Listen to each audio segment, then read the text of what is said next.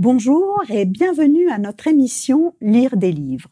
Aujourd'hui, nous avons la chance d'accueillir Priscille Hunziker pour son livre paru au mois de janvier « Où sont nos larmes ?» livre paru aux éditions Prétexte. Bonjour Priscille. Bonjour Yolande. Comment allez-vous? Je vais bien, merci. Vous allez bien. En tout cas, c'est vraiment un grand plaisir pour nous de vous accueillir ici.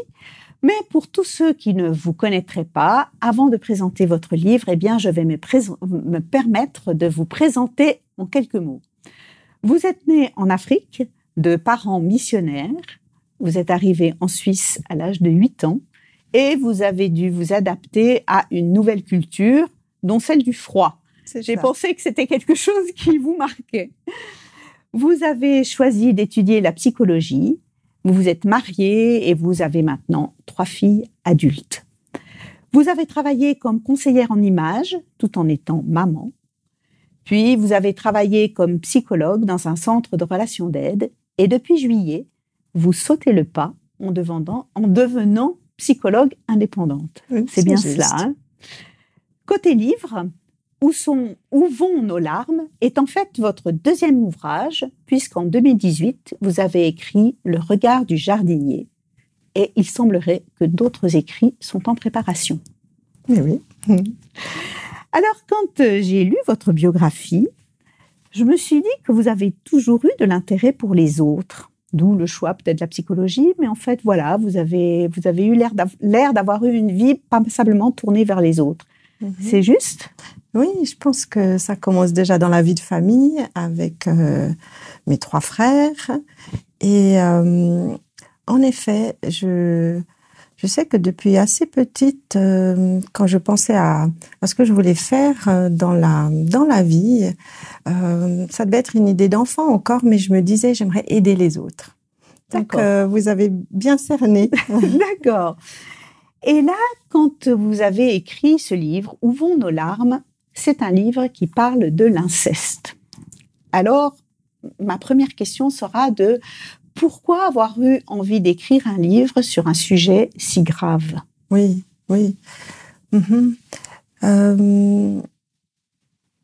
Eh bien, c'est vrai que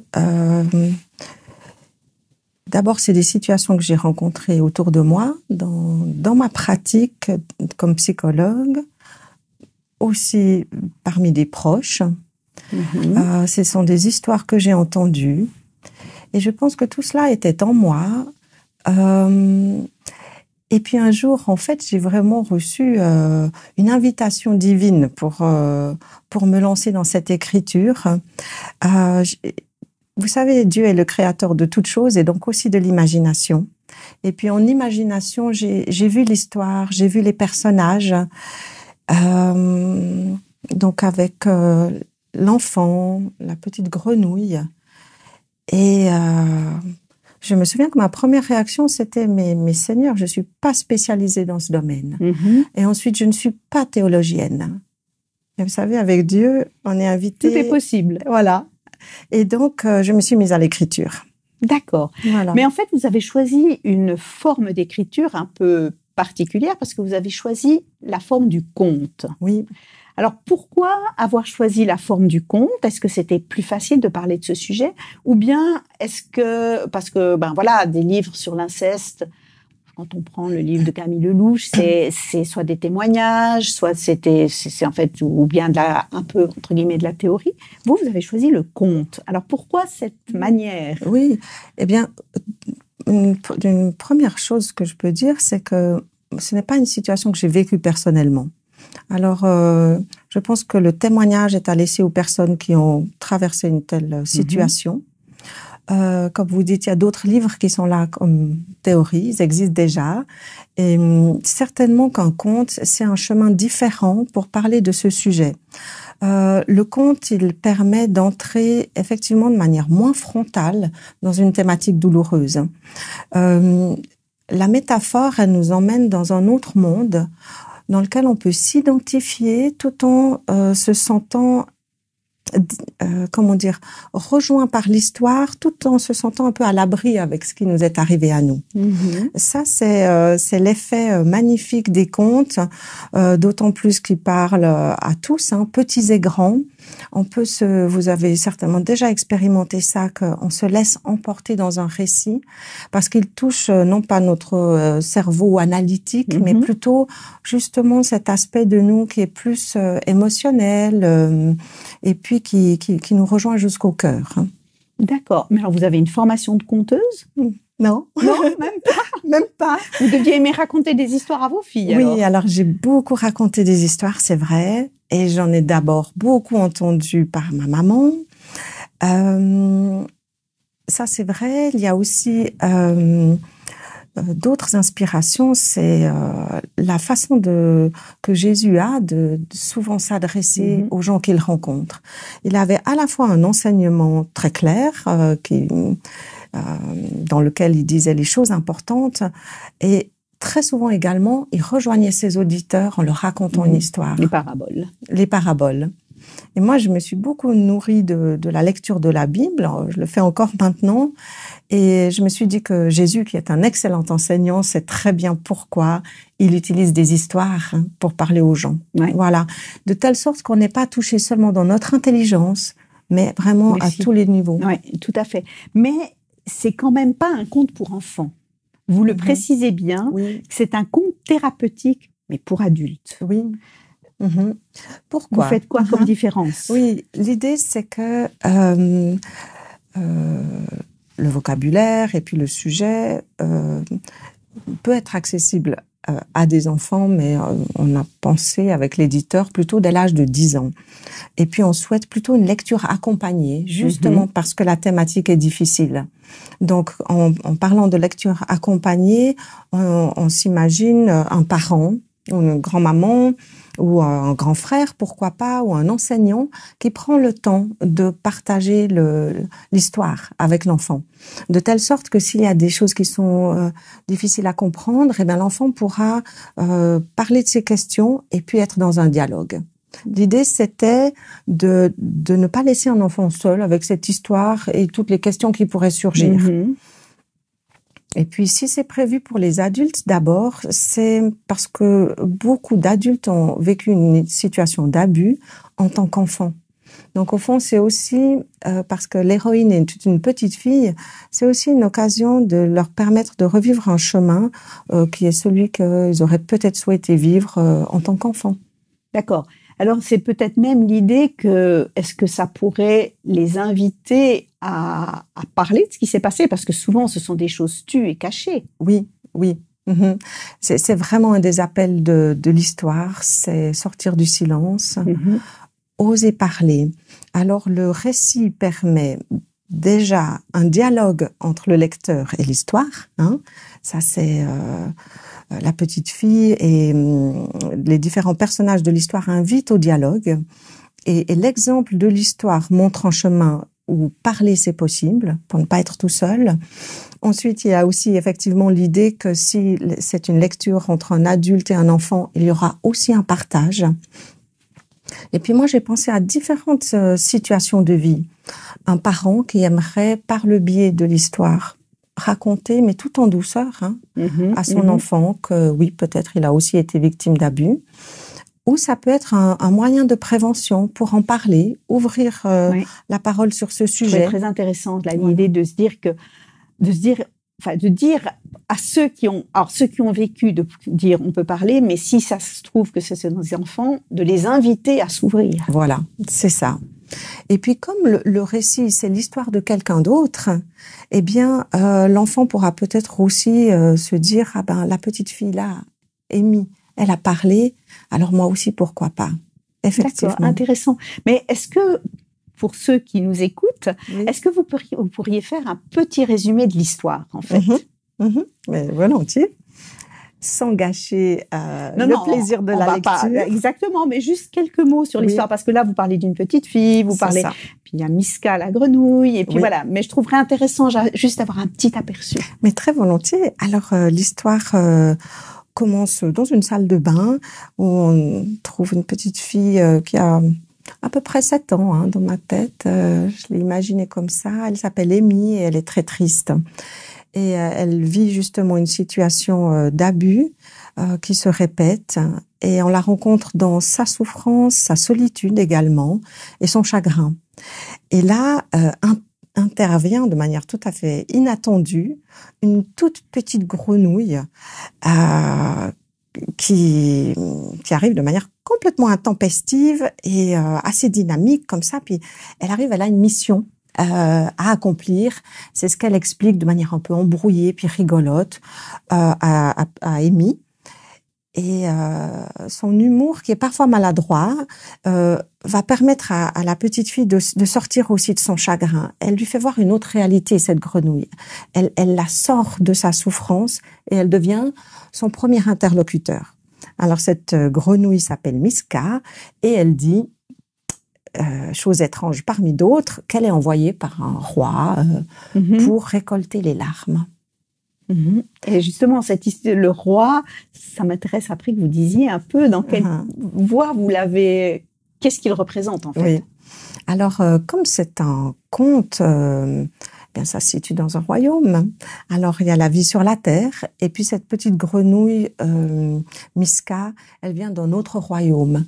Et elle raconte à Amy les valeurs de ce royaume et l'attention du roi pour les personnes qui souffrent. Et c'est bien parce que le roi est attentif à la souffrance d'Amy qu'il envoie des émissaires de différentes manières pour prendre soin d'elle, de son chagrin. Et puis la première étape, c'est récolter les larmes. Très joli. J'ai aimé quand j'ai lu, mais quand je vous entends aussi, ça me touche beaucoup sur la manière dont vous exprimez les choses et votre sensibilité par rapport à ce sujet. Oui.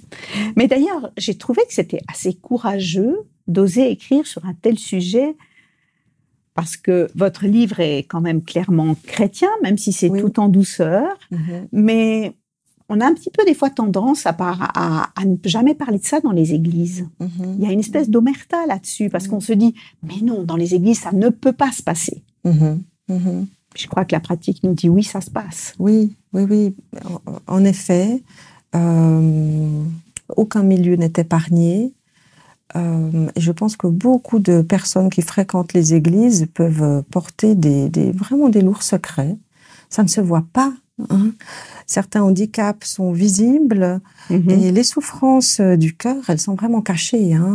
Donc, en effet, je pense que c'est important de réaliser qu'autour de nous, il y a peut-être des personnes qui fréquentent des milieux d'église et qui ont quelque chose qu'ils n'ont encore jamais pu partager.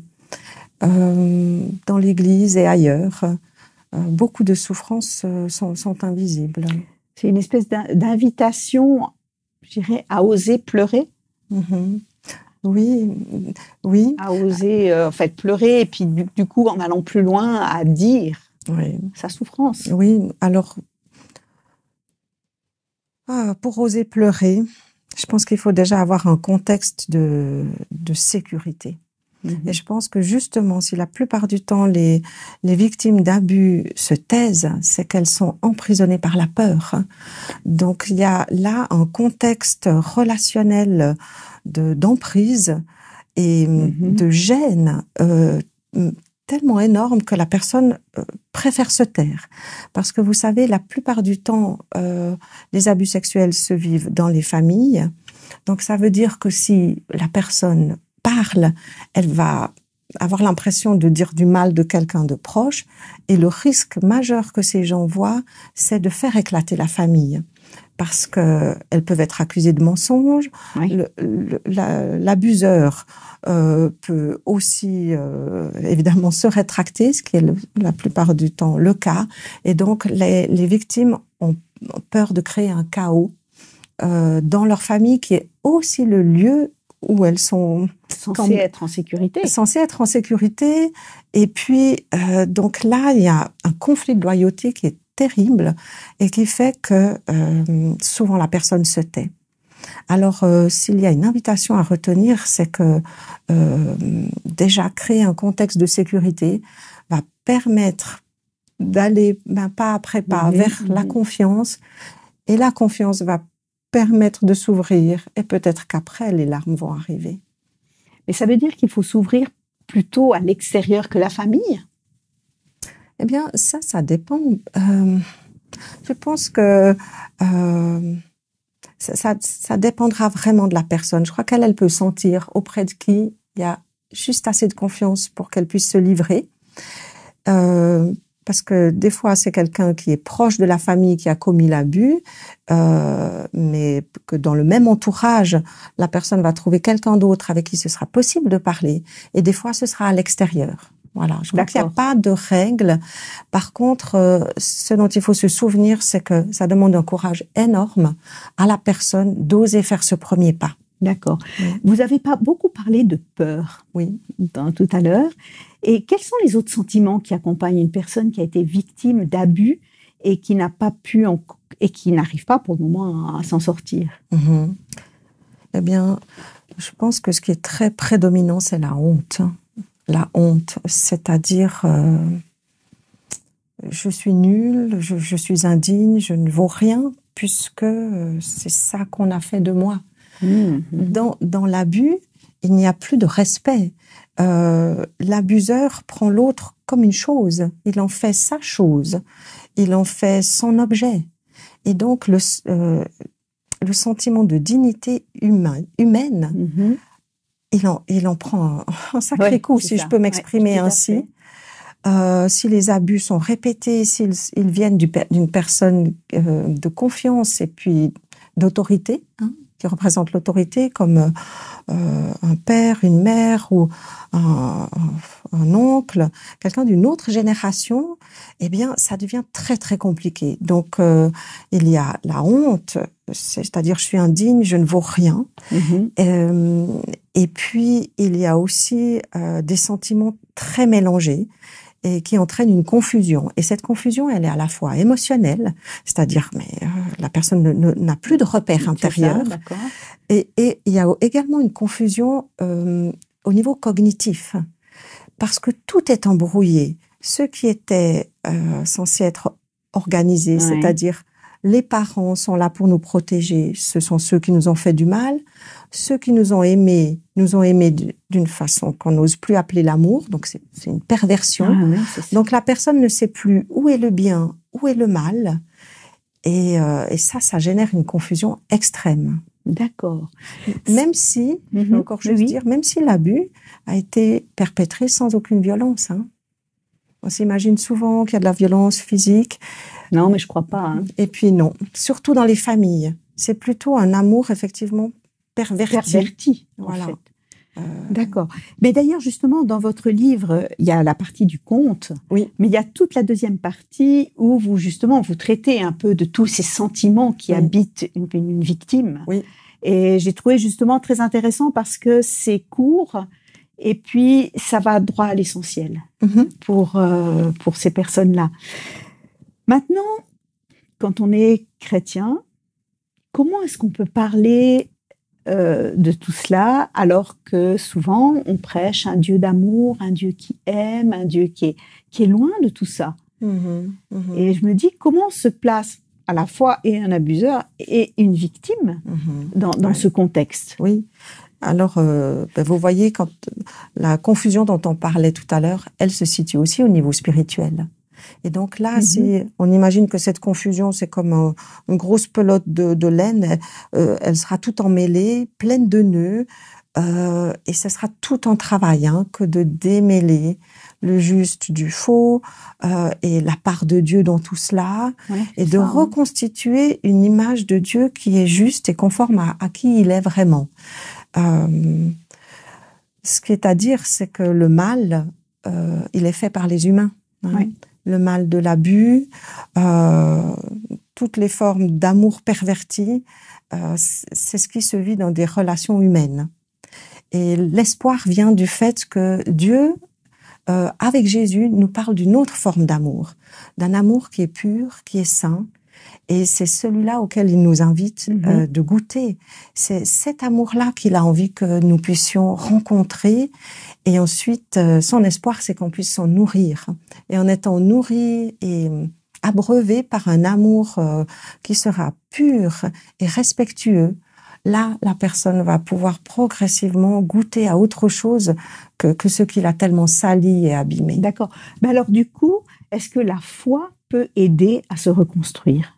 Ah, j'y crois. Vous y croyez? J'y crois. J'y crois, en effet. Mais ça n'empêche, la foi n'évitera pas le travail intérieur, n'évitera pas la souffrance. Je crois que c'est très important de le rappeler. Oui. Qu'il faut un travail qui souvent, je pense, doit être fait avec un professionnel. Oui. Oui, alors après, il y a aussi les communautés. Je pense que dans les communautés, il y a un soutien très fort par des personnes qui vont être là, qui vont se lever, comme la petite grenouille, qui vont se lever pour être un ami, un confident. Et puis certainement que Dieu a différents plans pour les personnes et qu'il y a plusieurs personnes qui pourront être là pour soutenir la victime, on appelle le survivant d'abus, sur son chemin de reconstruction. Ça, c'est tout à fait juste. Alors, la foi peut être un appui, une ressource, mais elle est aussi bien souvent à des moments une pierre d'achoppement, parce que la question des croyants va être, mais alors pourquoi, si Dieu m'aime, pourquoi il a permis ça? C'est ça. Et ça c'est la grande question. Voilà. Et c'est aussi éprouvant. Et c'est pour ça que je pense que on a besoin d'appui à différents niveaux. D'accord. Et puis, est-ce qu'on peut guérir quand on a vécu une telle chose, une telle horreur? Oui. Je pense que là aussi, les chemins des personnes vont être très différents. Moi, j'ai entendu des témoignages de gens qui ont dit oui, j'ai été transformée. Ça peut être lent, ça peut être plus court. Intervient là cette question de résilience dont on parle. Elle n'est pas la même pour les différentes personnes. Moi, je crois que la guérison complète, elle sera justement dans le royaume de Dieu. Dans le royaume de Dieu, oui. Il n'y aura plus de larmes. Oui. Mais d'ici là, et entre-temps, l'aide que Jésus peut nous offrir, c'est justement d'être présent dans nos difficultés, dans les larmes. Et c'est cet appui-là qui va aider à guérir. Et se donner du temps. Et se donner du temps. Se donner du temps, je crois, pour pouvoir guérir. Est-ce que votre livre est lisible par des non-chrétiens? Ah, j'espère. Vous espérez? D'accord. Et je l'ai aussi écrit de telle sorte qu'il n'y ait pas de jargon typiquement chrétien. Absolument. Voilà. Je confirme. Avec l'idée qu'il soit accessible à tout un chacun et justement qu'il puisse donner d'autres clés que celles qui sont à disposition dans le monde. C'est celle de l'espérance. Oui. Nous arrivons gentiment à la fin de notre interview, puis j'aime bien finir avec une question, c'est pourquoi lire votre livre? Qu'est-ce qui pourrait pousser quelqu'un à dire mais faut que tu le lises? Alors déjà, il y a une question dans le titre. Donc, une première raison, ça pourrait être la curiosité de découvrir où vont nos larmes. Et puis une autre raison, ça pourrait être aussi de le lire pour soi et ensuite de l'avoir comme ressource pour quelqu'un d'autre. Ah, comme ressource, c'est intéressant aussi. Oui, parce que justement, quand on rencontre quelqu'un qui nous confie quelque chose de difficile, avoir une ressource, ça peut être aidant parce que on peut se sentir démuni, se dire oh, j'aimerais aider mais je ne sais pas quoi faire. Voilà, pourquoi pas. Magnifique. En tout cas, je vous trouve vraiment très courageuse d'avoir osé aborder ce sujet, de l'avoir abordé pas d'une manière trop lourde, mais par ce conte. Et en plus, avec quelques appuis à la fin pour, si on a la malchance d'avoir été victime, mais aussi, j'ai beaucoup aimé quand vous avez dit, ça peut nous servir à nous pour aider d'autres qui pourraient croiser notre route, en fait. C'est ça. Ouais. En tout cas, merci beaucoup d'avoir pris le temps de nous parler de votre livre. Je vais le remontrer Où vont nos larmes. Pour tous ceux qui seraient intéressés, ce livre est paru aux éditions Prétexte. Il est disponible, entre autres, à la librairie Vie et Santé, ici à Renan, en Suisse, ou dans toutes les bonnes librairies françaises ou suisses. Merci à vous tous qui nous suivez sur la chaîne YouTube d'Espoir Média ou sur Adventplay. Si cette émission vous a plu, n'hésitez pas à la liker et à la partager autour de vous. Et moi, je vous donne rendez-vous bientôt pour une nouvelle émission Lire des livres sur Espoir Média. À bientôt.